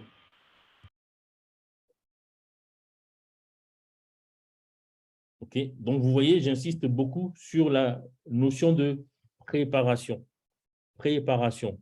Alors, pour revenir à la question, donc quelqu'un avait demandé s'il fallait tout écrire. C'était Axel ou Herman? Je ne sais plus. Jean-Baptiste. C'était Jean-Baptiste, pardon. C'était Jean-Baptiste. Alors, Jean-Baptiste demandait s'il fallait tout écrire avant de venir devant un public. Alors, il faut faire attention quand vous arrivez. Pourquoi? Parce que vous êtes dans un schéma de compétition, donc de compétition d'émotion. Donc, vous êtes devant un public. Donc, vous devez faire en sorte de ne pas montrer d'émotion. La difficulté est que si vous venez avec un discours qui est écrit et que vous n'avez pas l'intention à un seul instant d'interchanger avec le public, donc vous allez être absorbé par ce que vous avez écrit. Et automatiquement, votre émotion va reprendre le dessus sur votre discours, sur l'intonation, sur le débit, sur la diction. Donc, il faut faire très attention. Quand vous avez écrit, donc ce qui peut être une très, très bonne chose, à ce moment-là, donc préparez-vous en amont donc à faire le discours, à mémoriser le texte avant de venir devant le public. Vous allez voir que tous ceux qui démarrent passent par cette étape-là.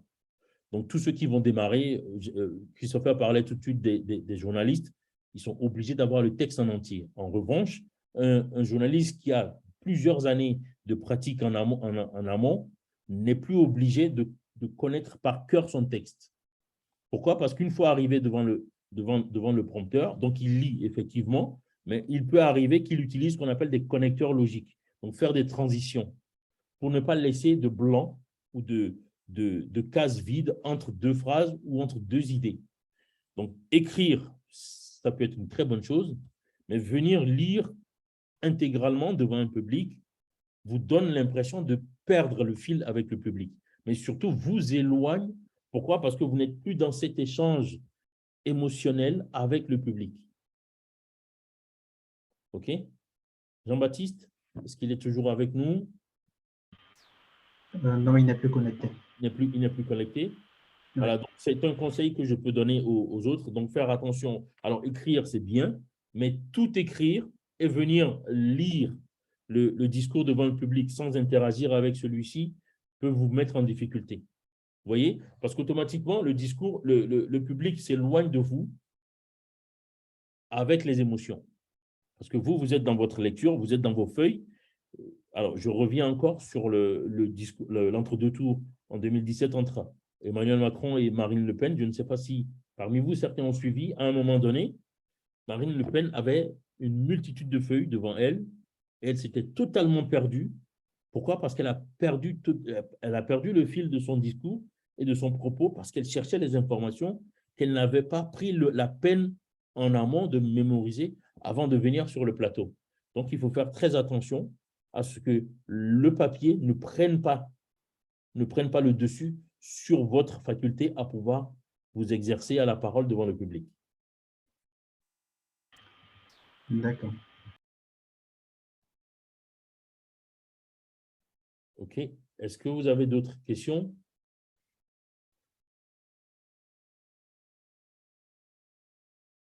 Est-ce qu'il y a d'autres questions? Est-ce que d'autres personnes… Rose était connectée dès le début.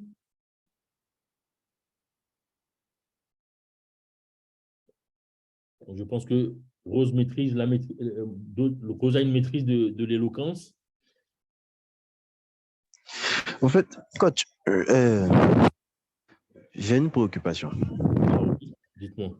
Bon, ce que vous avez dit tout à l'heure, oui. Il ne faut pas, c'est dangereux de toujours préparer et puis venir lire. Mais il peut arriver comme ça que le discours que tu prépares n'est pas celui que tu livres. Parce que tu n'étais pas au courant d'une situation, par exemple, qui est survenue. Et quand tu arrives sur le lieu, on te fait cas maintenant d'une situation préoccupante qui doit vraiment changer tout le discours. Oui. Là, maintenant, on a l'impression que… Là, maintenant, je pense que ça fait appel à l'expérience. Parce que moi, il m'est arrivé un jour d'intervenir à l'église pour une mobilisation à Korogo. Et comme ça, tout ce que j'avais préparé, je suis arrivé et là, on me dit, voilà ce qui se passe entre la jeunesse et les parents de l'église. Pourtant, moi, je viens mobiliser pour une aide financière auprès des parents pour qu'on laisse la jeunesse venir assister à mon activité. Donc là, maintenant, je suis bloqué. Bon, en fait, l'idée que j'ai eue, c'était de chanter. Quand j'ai fini de chanter, bon, là, c'est dans le cadre de l'église. J'ai fini de chanter, je me suis senti à l'aise et j'ai pu dire quelque chose. Donc, moi, je veux savoir, est-ce que là, pour celui, par exemple, qui va faire qui va peut-être même se perdre dans ce discours, là, maintenant, est-ce que ce n'est pas l'expérience qui doit parler? Très bien. C'est une excellente question. Alors, ce qu'il faut comprendre, c'est que vous avez, comme je disais il y a quelques instants, ce schéma de émotion contre émotion. Vous voyez? Donc, émotion du public et votre émotion. Donc, si arrivé devant le public, vous avez une situation, ce qu'on appelle un élément perturbateur qui vient changer le cours de ce que vous avez préparé en amont, il faut trouver dans cette situation-là un moment pour vous mettre dans une posture où vous allez avoir des émotions ou tout ce qui va arriver en vous qui va être positif. Donc, vous avez choisi un très bon moyen, le chant. Vous voyez? le chant vous amène dans une émotion positive. Vous voyez, Axel? Voilà, le Oui. chant vous a permis de pouvoir déjà reprendre vos émotions et de reprendre le fil également de votre posture et de votre propos devant ce public. Donc, c'est qu'il faut toujours, si vous arrivez et la situation change ou la problématique de départ n'est plus la même qu'à votre arrivée, donc c'est de trouver le moyen de rebondir. Ce moyen de rebondir, vous êtes passé par le chant. Oui. Donc, ça peut être par rapport à votre expérience. Donc, c'est là où, alors c'est un élément que j'avais pensé rajouter. Donc, ça va être des anecdotes. À l'église, on parle de témoignages. Sans en abuser, vous pouvez les utiliser. Ils vont vous permettre de reprendre le fil et surtout de vous remettre en avant par rapport à l'émotion que suscite cette situation avec le public. D'accord. Et dans votre propos, faites vraiment en sorte d'avoir, par votre expérience, ces moments-là, des témoignages, des anecdotes, ce qu'on appelle des retours d'expérience, donc en milieu professionnel, et qui vont vous permettre de reprendre le fil et surtout de reprendre votre marche en avant par rapport à votre discours et par rapport à votre propos et ce public.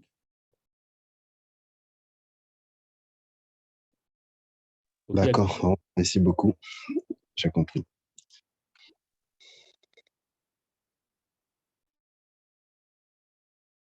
Est-ce qu'il y a d'autres questions?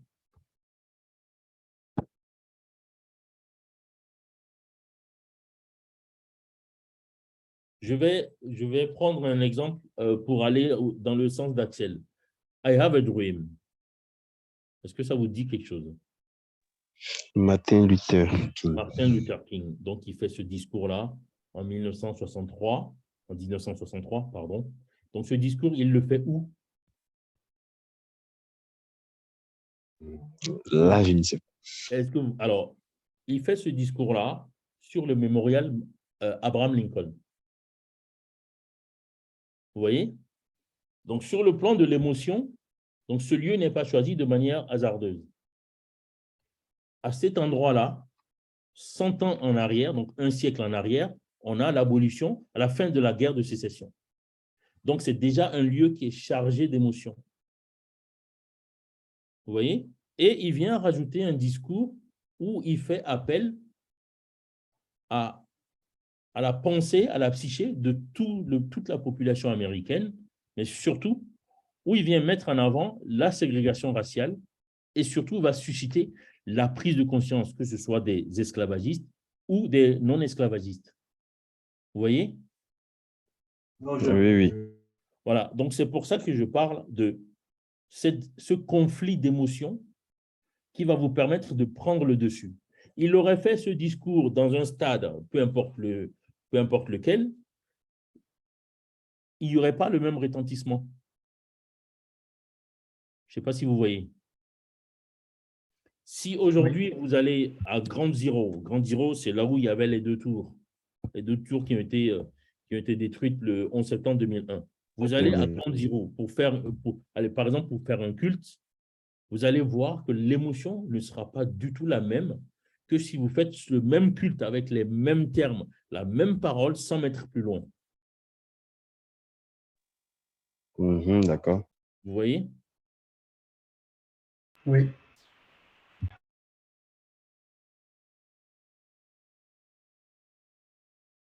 Donc, c'est très important. Ce choix du mémorial Abraham Lincoln est un choix mûrement réfléchi parce que c'est un discours qui fera date. Et jusqu'aujourd'hui, on parle encore de ce discours du 28 août 63. Vous voyez? Et on parle toujours d'Abraham Lincoln. D'Abraham Lincoln, bien sûr, mais de Martin Luther King. Et on parle toujours du I have a dream. Vous voyez? Devant un public de milliers et de milliers d'Américains, blancs et noirs confondus. Vous voyez?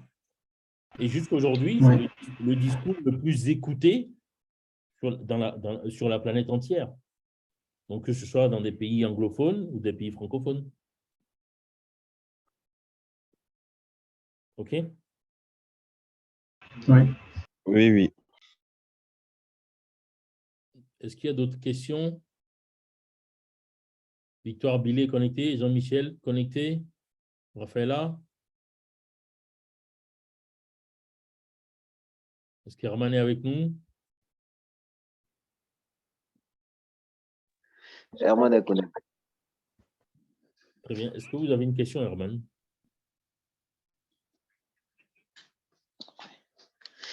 Moi, ça va. Hein. Je n'ai pas de questions. En tout cas, j'ai pris bonne note de chacune de vos interventions. Donc, ça me va pour moi, pour le moment. Ok, très bien.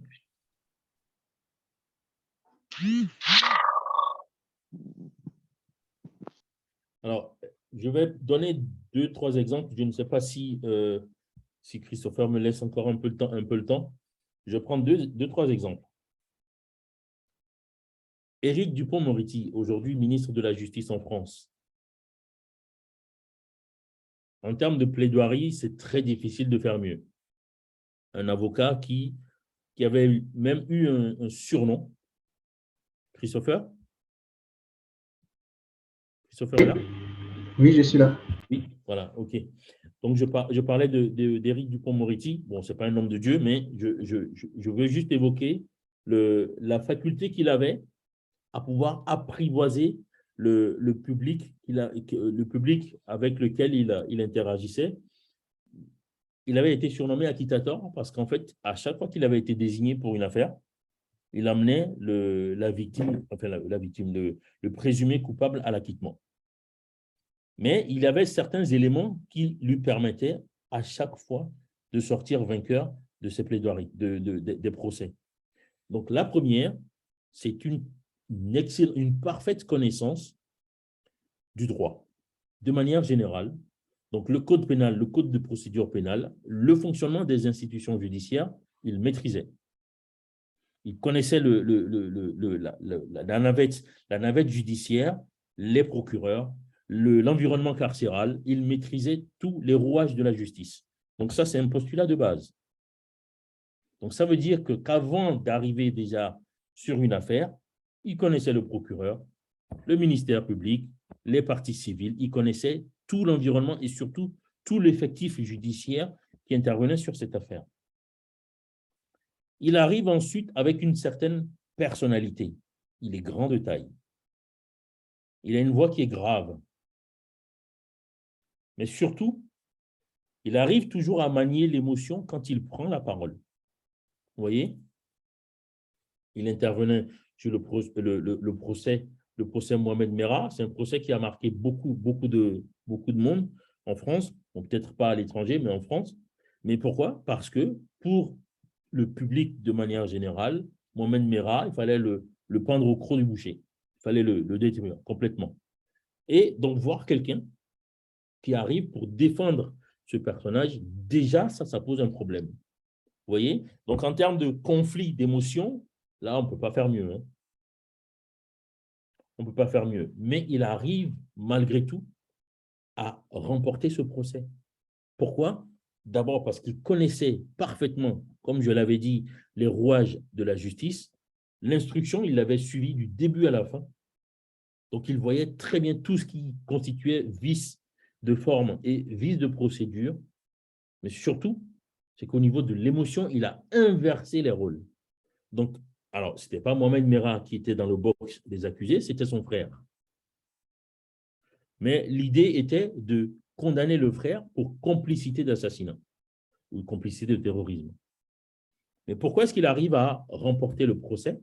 Simplement, c'est qu'en inversant l'émotion au niveau de ceux qui étaient présents à ce procès, les victimes, les familles de victimes, il a réussi à mettre en avant le fait que la mère de Mohamed Merah, et donc la mère du frère qui était assis dans le box des accusés, était aussi une victime. Vous voyez? Mais avec des arguments qu'il va chercher dans sa connaissance du droit et également dans l'ensemble des vices que lui, il a réussi à récolter avant d'arriver au procès. Vous voyez? Donc, ça rejoint encore ce que je disais, la préparation est importante. L'adaptation du discours par rapport à l'auditorat est également importante. L'inversion de l'émotion va également être importante. Pourquoi? Il ne faut pas subir. Il ne faut pas subir le public. Si vous subissez le public, vous n'allez pas pouvoir apporter les éléments de langage que vous avez préparés pour venir devant ce public. OK? D'accord. D'accord.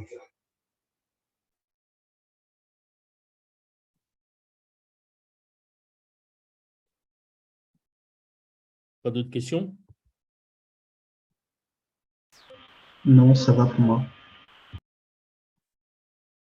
Très bien. Non, ça va pour moi. OK. Est-ce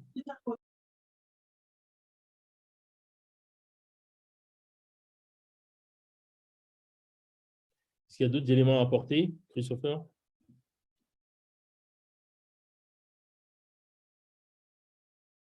Non, ça va. Très bien. Herman également dit que ça va pour lui.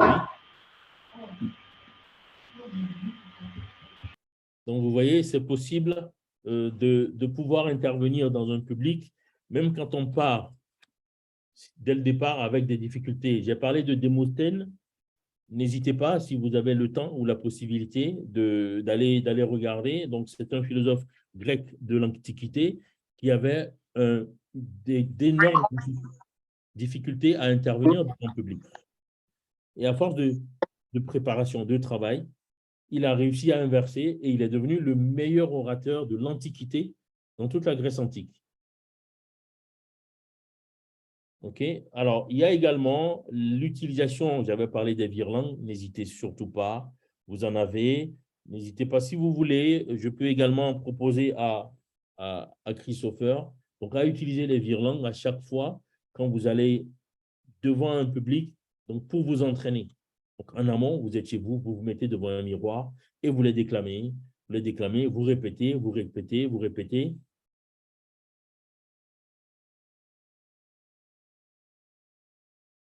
Okay. D'accord. Et n'hésitez pas pour marquer les esprits, donc avoir une excellente articulation, c'est vraiment important. C'est vraiment, vraiment important. Et l'articulation vient en même temps que ce que j'avais appelé la fréquence cardiaque, donc l'expression, l'inspiration, l'expiration. Vous parlez et vous êtes posé en même temps et vous donnez vos arguments, surtout avec un raisonnement problématique, action, résultat. Problématique, action, résultat. Vous ne pouvez pas venir sans avoir préparé, mais surtout sans avoir ce cheminement-là. Donc, en partant d'une idée directrice, en passant par des éléments d'action et arriver à une conclusion. Le PAR, voilà, très bien, merci Axel. Et vous avez également, quand vous voulez capter l'attention de votre public, d'utiliser énormément ce qu'on appelle des verbes d'action. Les verbes d'action, pour la plupart, ce sont les verbes du premier groupe. Vous voyez? Donc, quand vous les utilisez dans votre propos, vous avez beaucoup plus de chances de capter l'attention de votre auditoire. Vous voyez? Parce que vous êtes dans l'action. Les verbes d'action vont vous maintenir dans l'action. D'accord. OK? OK. Il y a un micro qui s'est ouvert? C'est moi. D'accord.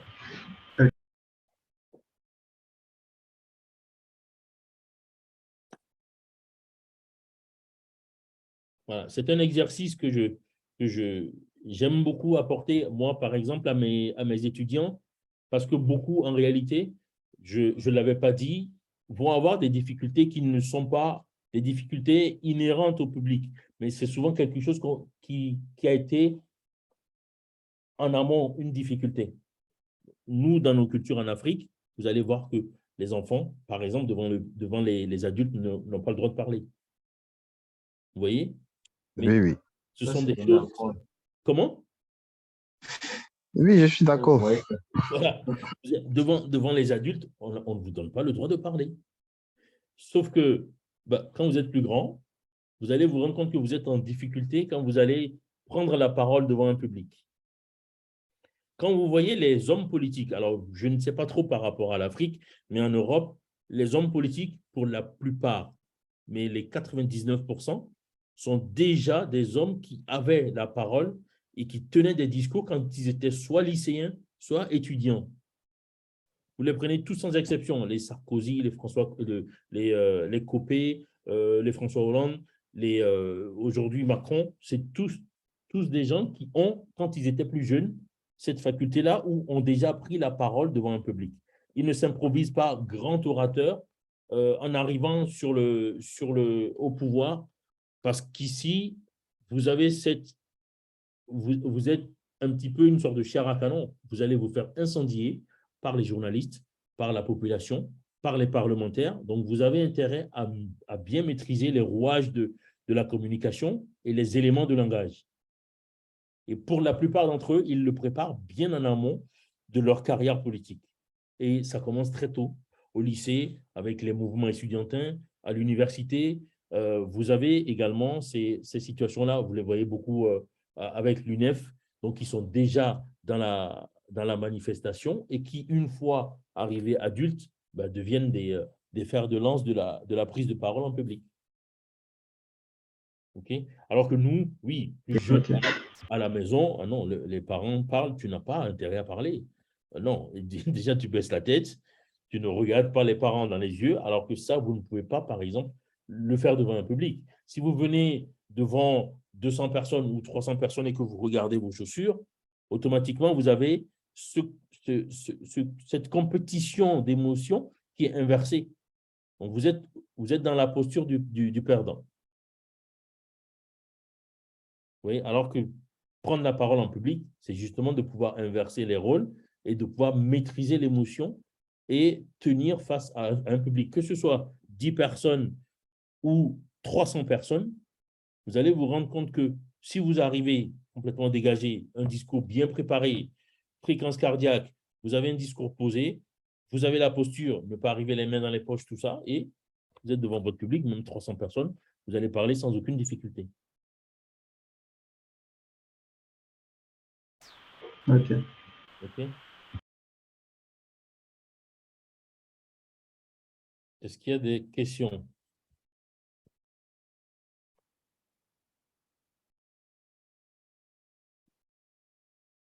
Des questions?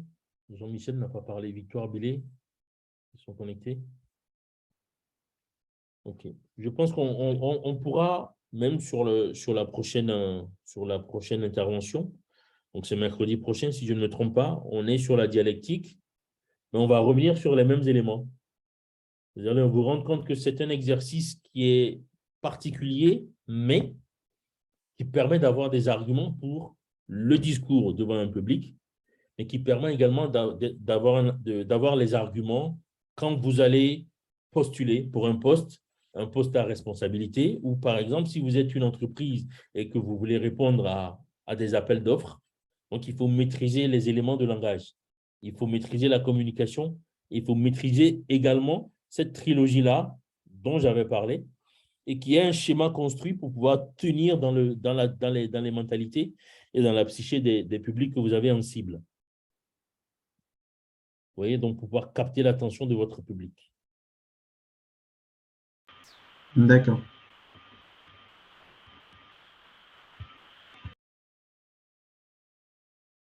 Voilà, Christopher, je pense que pour moi, s'il n'y a pas de questions, j'espère que j'ai pu apporter ces éléments. Donc, je laisserai un support qui est très court, hein, parce que je ne veux pas non plus donner un cours magistral avec un polycopié de 45 pages. Voilà, sur 2 pages, simplement avoir quelques clés qu'on peut utiliser quand on veut aller, on veut aller faire un discours. Et ce sont les mêmes outils qu'utilisent nos pasteurs. Exactement les mêmes outils. Donc, travailler sa préparation, travailler sa posture. Donc, inspirer, expirer. Utiliser un stylo, par exemple, aussi pour parler. Ça permet de couper les syllabes. Vous voyez? Et surtout, la force de la conclusion. C'est quelque chose d'important. La force de la conclusion, pourquoi? Parce que dans les mentalités, c'est ce qui va rester dans la tête de votre auditoire.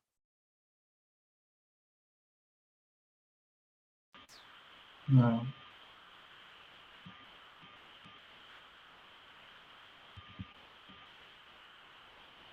Ok. Très bien. Ben, merci beaucoup. Moi, c'est un bel exercice, mais surtout, je suis très heureux de pouvoir être parmi vous parce que je suis exactement comme vous. J'ai rien de plus. Je suis également un fervent de Dieu et tout ce qu'on peut faire pour sa gloire, moi, c'est ce qui me convient et je suis très, très heureux et j'espère qu'on va pouvoir continuer à travailler sur ces éléments-là de manière modulaire, mais de manière très, très riche pour que nous puissions tous être édifiés.